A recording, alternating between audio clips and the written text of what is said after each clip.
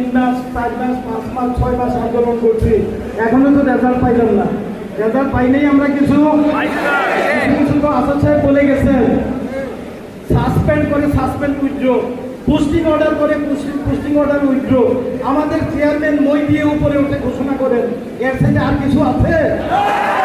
ওরা যেইটাই করে ব্যাকফায়ার হয়, গুলি করে সামনে, গুলি করে যায় তাদের পিছনে, তারাই নিহত হয়। তাহলে আর ভয় পাওয়ার কিছু আছে? ভয় পাওয়ার কিছু নাই। হ্যাঁ, হতে পারে যে আমাদের প্রথম দাবি, প্রধান দাবি, আপনারা কেউ কেউ প্রশ্ন করেন একীভূত হলে কি হবে? আমরা 5,000 লোক তো নিয়মিত হয়ে গেছি, আমাদের আর কিচ্ছু নেই। আপনি নিয়মিত হয়েছেন আন্দোলনের কারণে, এক কলমের একটা স্বাক্ষরে আপনি নিয়মিত হয়েছেন, আরেকটা স্বাক্ষরে আপনার নিয়মিত হয়ে শেষ হয়ে আপনি বাড়ি চলে যাবেন। যদি আপনি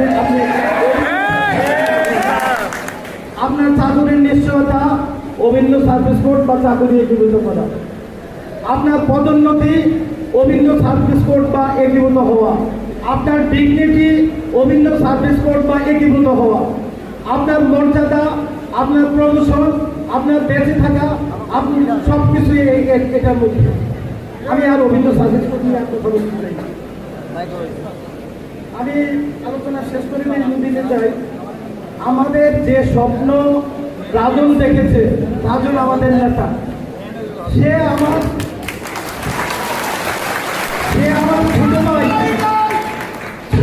ছোট ভাই, সে আমার সন্তানের মতো।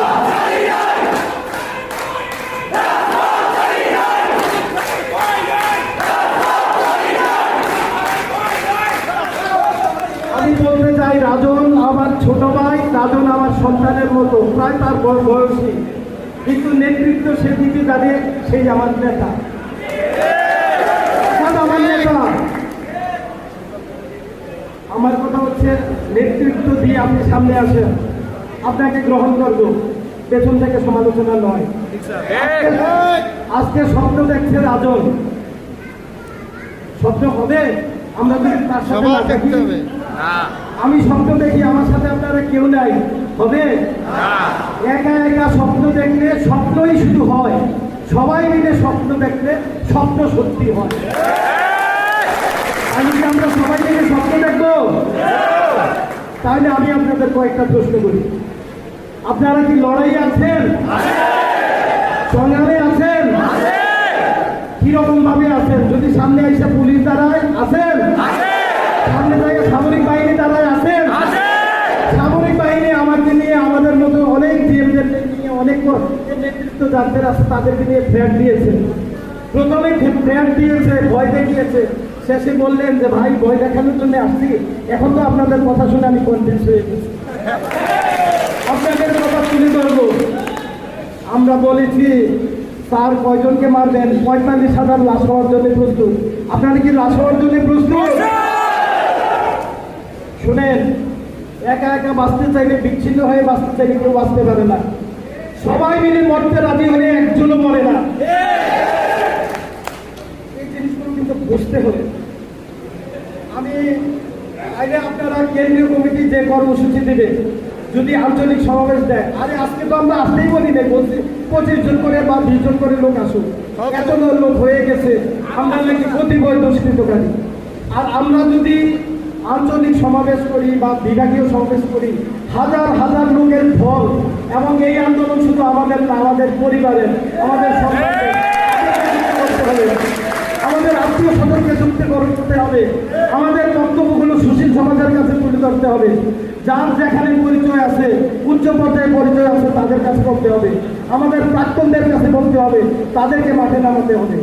কেন্দ্রীয় কমিটি যদি বলে এই কন্টেন্টটা দিলাম, আপনারা শেয়ার করেন, আপনারা প্রচার করেন, ফেসবুকে প্রচার করবেন, লক্ষ লক্ষ শেয়ার করবেন, আমাদের আত্মীয় স্বজন সবার থেকে শেয়ার করেন যে কন্টেন্টটা দেওয়া হবে, কারণ এই প্রচারের মধ্যে দিয়ে তাদের এই বিল্ডিং এর এই পিলারগুলো পড়ে যাবে। কেন্দ্রীয় কমিটির কমিটি কর্মসূচি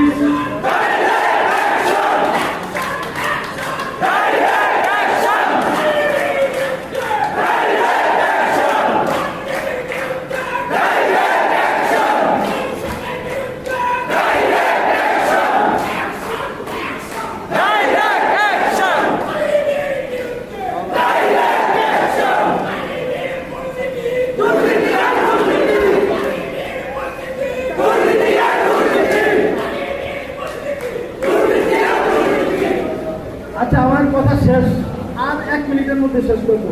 তাই না আমরা আন্দোলনে আছি, সংগ্রামে আছি, রাজপথে আছি, আমাদের লক্ষ্য অর্জন না হওয়া পর্যন্ত আছি। ইনশাআল্লাহ আমরা থাকবো।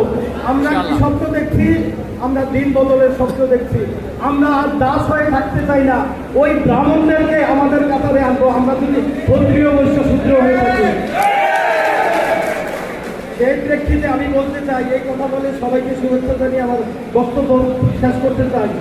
দিন বদলের স্বপ্নটাকে হারিয়ে ফেলো না, পাল্টে দেবার স্বপ্ন আমার এখনো গেল না। ভয় পেও না বন্ধু সবাই, দিন বদলের স্বপ্নটাকে হারিয়ে ফেলো না, পাল্টে দেবার স্বপ্ন আমার এখনো গেল না।